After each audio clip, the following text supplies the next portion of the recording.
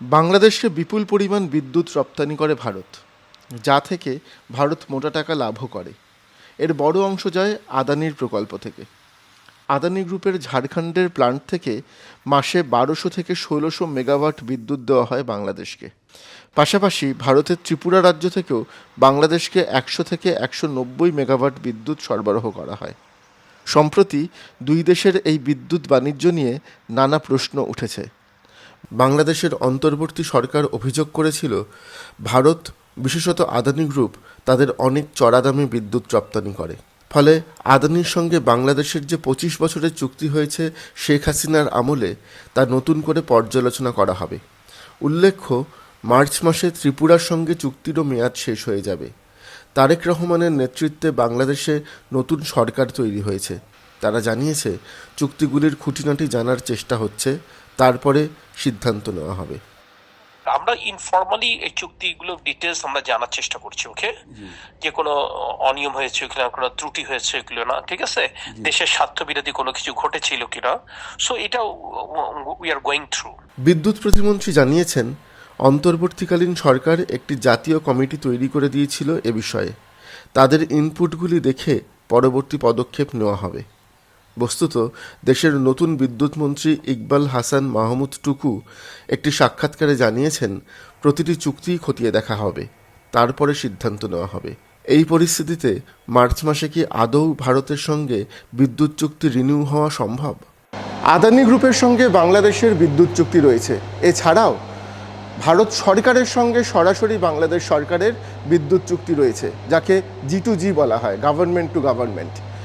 আমরা এখন যেই প্ল্যান্টটাতে দাঁড়িয়ে আছি, এটা ত্রিপুরার একটি বিদ্যুৎ প্রকল্প এবং সীমান্ত থেকে সামান্য দূরে এই প্রকল্প। এখান থেকে বিপুল পরিমাণ বিদ্যুৎ বাংলাদেশে পাঠানো হয়। আগামী মার্চ মাসে G2G চুক্তি শেষ হতে চলেছে। এরপর কি আবার এই চুক্তির রিনিউ হবে? এই প্রশ্ন কিন্তু ইতিমধ্যেই ঘুরছে বিভিন্ন মহলে। ভারতের বিশেষজ্ঞরা বলছেন, চুক্তি রিনিউ হবে এমনটাই আশা করছেন তারা। বিদ্যুৎ মন্ত্রক থেকে গ্রিন সিগন্যাল আছে, কিন্তু সেটাও যেহেতু এটা ইন্টারন্যাশনাল ম্যাটার, সেটা সেন্ট্রাল গভর্নমেন্টই ঠিক করবে। আমাদের কোনো প্রবলেম নাই, আমরা দেওয়ার জন্য তৈরি আছে, আমাদের বিদ্যুৎ সারপ্লাস আছে। তো এই জিনিসটা বর্তমানে এখানে আছে যে রিনিউ হওয়ার সম্ভাবনা বেশি। মাস কয়েক আগেও অভিযোগ উঠেছিল, ত্রিপুরার থেকে যে বিদ্যুৎ বাংলাদেশে যায় সেখানে বিপুল বকেয়া থেকে গেছে। তবে মন্ত্রী জানিয়েছেন, সম্প্রতি বাংলাদেশ সেই বকেয়া মিটিয়ে দিয়েছে। তার ধারণা, বাংলাদেশ যে চুক্তি পুনর্নবীকরণ করতে চায়, এটাই তার লক্ষণ। 180 CR 180 কোটির মতো ইন্ডিয়ান মুদ্রায় এটা আমাদের পেন্ডিং ছিল, কিন্তু আমরা টাইম টু টাইম ওই যে NBBCর সাথে বিয়ানের সাথে কথা বলে আমরা এখন আমাদের 1 পয়সাও পেন্ডিং নেই। আমরা গতকাল 140 মেগাওয়াট দিচ্ছি। বাংলাদেশে ইন্ডিয়ান পাওয়ার না গেলে তারা বিপদে পড়ে যাবে। আমাদের প্রতিবেশী রাষ্ট্র, কিন্তু আমরা তো যদিও ইন্টারন্যাশনাল ম্যাটার, আমরা চোখের সামনে দেখছি কি হচ্ছে।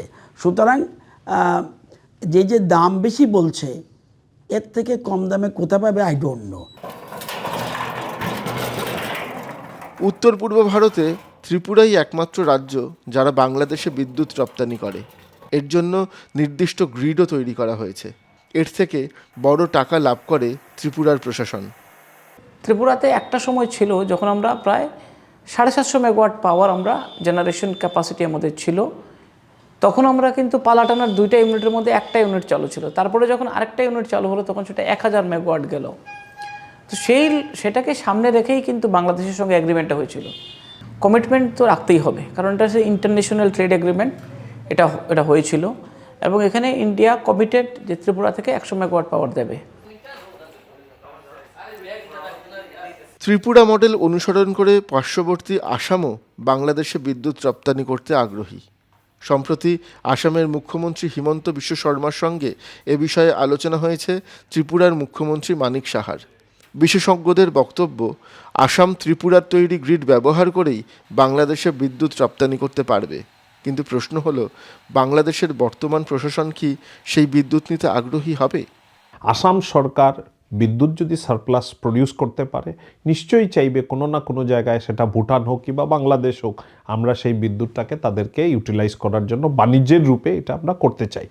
এবং obviously that is subject to, মানে আবার ঘুরে ফিরে সেই জায়গায় আসছি, ল অ্যান্ড অর্ডার সিচুয়েশন। এখন বাংলাদেশ যদি না চায় তো এটা তো আমরা তো জবরদস্তি চাইলে হবে না। তো ত্রিপুরা আর আসাম থেকে ইভেন মিজোরাম, এই যে ওয়াটার সারপ্লাসটা, এখানে একটা হাইড্রো ইলেকট্রিক প্রজেক্টের কথা চলছে।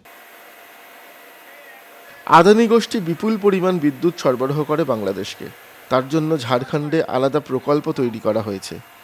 আদানি গোষ্ঠীর এক কর্মকর্তা ডয়চে ভেলেকে জানিয়েছেন, প্রতি মাসে 80 থেকে 100 মিলিয়ন ডলারের বিদ্যুৎ তারা বাংলাদেশকে সরবরাহ করে। এখনও পর্যন্ত বাংলাদেশের বকেয়া প্রায় 500 মিলিয়ন ডলার। যদিও বাংলাদেশের বক্তব্য আদানি গোষ্ঠী বকেয়ার পরিমাণ বেশি দেখাচ্ছে, আসল বকেয়ার পরিমাণ 200 থেকে 250 মিলিয়ন ডলার। কিন্তু আদানি গোষ্ঠী তা মানতে নারাজ। বাংলাদেশের অভিযোগ, আদানি গোষ্ঠী যে দামে বিদ্যুৎ বিক্রি করছে তার পুনর্মূল্যায়ন হওয়া উচিত এবং প্রয়োজনে চুক্তি পরিবর্তন করা উচিত। কিন্তু আদানি গোষ্ঠীর বক্তব্য, এ বিষয়ে বাংলাদেশের সরকার তাদের সঙ্গে কোনো আলোচনা করেনি, বরং সময়ে সময়ে বিদ্যুৎ সরবরাহের পরিমাণ বাড়ানোর আর্জি জানিয়েছে। ইন্টারন্যাশনাল ট্রেড ট্রিটি আমাদের আছে, যেখানে বলা আছে যে আপনি ইচ্ছা করলেই যে কোনো এসেনশিয়াল বিজনেস আপনি উইথড্র করতে পারেন না, যে কারণে আদানি উইথড্র করতে পারছে না। নাহলে আদানির কিন্তু লস সেটা। আদানি যে প্রজেক্ট ইনভেস্ট করে যে টাকা রোজগার করার কথা, তার লাস্ট যে ফিগার এসছে 70% এরা এখনও ক্যাপিটাল রিকভারি হয়নি। প্রফিট তো পরের কথা, আরও 30% ক্যাপিটাল ওর এখানে রোল করছে, ইনভলভ আছে। ওই 30% রিকভারি হবে, তারপরে প্রফিট আসবে, কিন্তু আদানি তো বন্ধ করতে পারছে না। ভারত বাংলাদেশের বর্তমান সম্পর্ক আগের জায়গায় নেই। বিপুল বিনিয়োগ করে ত্রিপুরা থেকে বাংলাদেশের বন্দর পর্যন্ত বিরাট রেল করিডোর তৈরি করেছে ভারত, কিন্তু তা বন্ধ হয়ে পড়ে আছে। বিশেষজ্ঞদের বক্তব্য, শুধুমাত্র বাংলাদেশে বিদ্যুৎ রপ্তানির জন্য আদানি গোষ্ঠী যে প্রকল্প তৈরি করেছে তা তৈরির খরচই এখনও তোলা যায়নি। বাংলাদেশ যে পরিমাণ বকেয়া রেখেছে তাও ভারতের একটি চিন্তার কারণ বলে মনে করছেন তারা। তবে একই সঙ্গে তাদের বক্তব্য, বাংলাদেশে বিদ্যুতের চাহিদা যে হারে বাড়ছে তাতে ভারতের সঙ্গে বিদ্যুৎ চুক্তি ছিন্ন করা বাংলাদেশের পক্ষে কঠিন।